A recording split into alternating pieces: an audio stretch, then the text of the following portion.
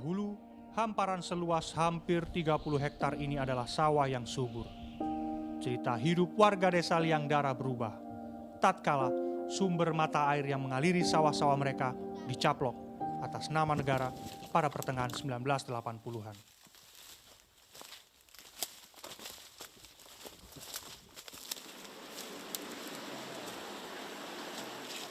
Mata air Wimelok ditutup bak penampung dari beton. Pipa-pipa dipasang untuk mengalirkan air bagi warga kota Labuhan Bajo. Pola hidup warga pun berubah. Dari penghasil, keadaan kini memaksa mereka menjadi pembeli beras. Kalau dulu ada mata air, pertaniannya berapa kali di sini? Tiga kali setahun sahabatnya. Sekarang itu kan kalau hujan bagus, karena sudah tergantung hujan ya, sudah tergantung hujan. Kalau hujan bagus bisa tanam, kalau tidak ya, kalau tidak tetap tidak tanam. Kalau ada hujan bagus berarti satu kali setahun gitu. Tapi tahun 92 sudah tidak ada air sini. Semua sawah sudah kering. Sawah sudah kering semua, akhirnya dari sejak 92 sampai sekarang itu semuanya sawah jadi tak ada hujan gitu.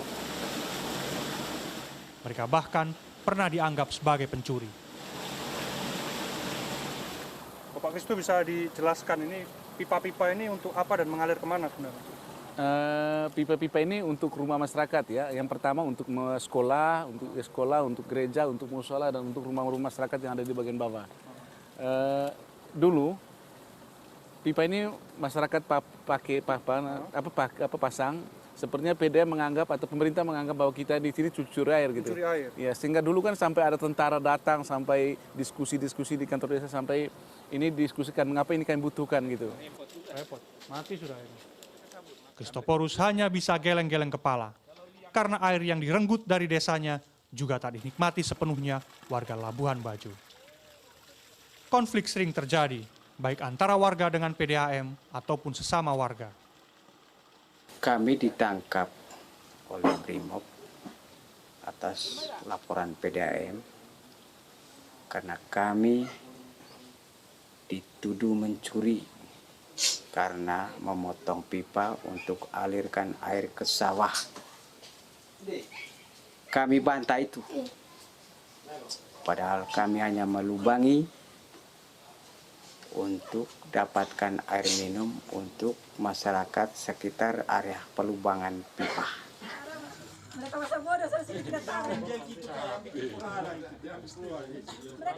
Di hilir, jangan tanya lagi. Sumur untuk belasan keluarga ini mengering. Sumur ini tak jauh dari lokasi pengusaha air sumur bor yang menyedot belasan ribu liter air tanah setiap hari. Solusi supaya kami mendapat air, kami beli 1 meteran pulsa, lalu pasang di rumah tetangga di Baikemiri itu. Nah, kira-kira kurang lebih 200 meter dari sekolah ini. Jadi kami pasang pipa di bawah tanah. Kalau kami membutuhkan air di Labuhan Bajo 2 ini, kami beli dulu pulsa, isi di meteran itu, lalu hidupkan meteran pulsa, lalu air mengalir ke Labuhan Bajo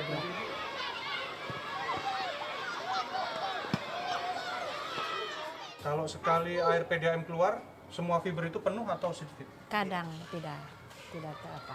Hanya penuh. cukup untuk berapa hari? Ya cukup umpamanya 1 hari lah, memakan 1 hari. Yang sekarang kan menyedihkan. Air yang dulu sebetulnya kita bisa bersosial ya. Air sumur di sana mengandung kapur yang sangat tinggi. Mengkonsumsi air mengandung kapur beresiko pada kesehatan. Tertelan dikit kan? Rasa langsung beda rasanya dengan air tanah. Ini merupakan kandungan kapur yang terkandung di air sumur ini dan menjadi keras dan mengkristal ketika terpapar oleh panas. Ini hanya menjadi gambaran ketika warga akan mengkonsumsi air sumur ini, biasanya mereka harus memasak air ini bahkan lebih dari 1 jam. Ini tadi berapa lama Bu dimasaknya? 1 jam. 1 jam? Iya, ini tadi 1 jam.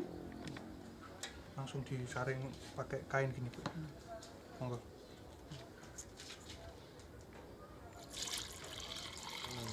Itu yang putih kapur. Iya, ini endapannya. Jadi kami kalau misalnya untuk minum itu setelah direbus, kami endapkan begini. kami endapkan. Nah ini nanti yang kita pakai untuk minum. Karena kalau misalnya tidak kita endapkan, itu masih tetap berkembangan di air yang sudah kita rebus lagi.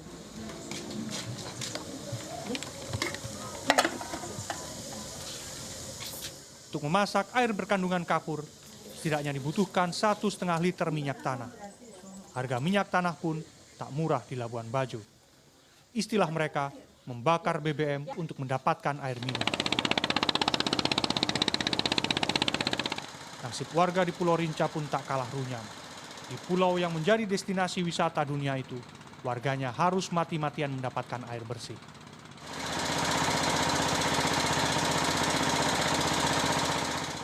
Tiap hari satu perahu gini, biasa Bapak ambil berapa air galon di sini? Ya biasanya 30, 40, galon? ya 40 biji galon. Satu galon rata-rata 5.000 ya. Dijual di sana 15.000 15.000 per galon. per galon. Satu keluarga butuh berapa galon Bapak? Ya kalau biasanya itu saya bilang tadi itu kalau satu biji rumah tuh 2 hari atau 3 hari itu 1 galon. Susah ya? Susah. Susah sekali. Susah. Susah dan mahal. Iya, ya apa boleh buat. Susahnya itu sudah kebiasaan, mahalnya sudah kebiasaan.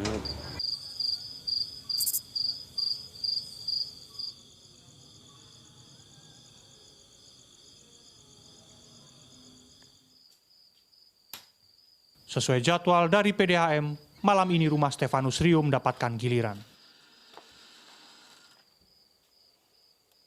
Biasanya air keluar jam 1 malam.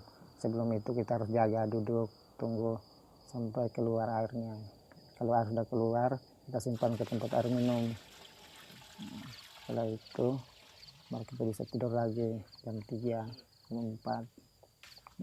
Karena airnya mungkin debit kecil, jadi tampung itu 3 jam itu paling dapat sampai sedikit saja 1 tanun begitu. Jadi kalau pakai habis, kita biasanya beli lagi di luar, beli air sumur lagi. Air sumur itu paling dia 1 tandon itu 75.000, pakai minimal 2 hari atau 3 hari lagi. Paling sampai kalau tambah pam 75 tambah ini 200 ya berarti 300.000 ya per bulan untuk air. Ya bagi kami penghasilan cuma UMR ini yang untuk biaya airnya 300.000 kurang bagi kami. Berat ya? Berat. Ya kalau mau susah juga. Menggerus kekayaan kampungku, tergoda janji manis semata. Air menjadi lambang kegetiran sekaligus harapan bagi warga. Getir karena ada dahaga, meskipun mereka hidup di surga dunia. Di mana lagi mencari arti, melarat di kampung sendiri. Di mana lagi mencari arti, hilang di kampung sendiri. Di mana lagi mencari karena ternyata sungguh bahwa mata air yang ada di Manggarai Barat itu sekarang menjadi air mata untuk kami perempuan. Entah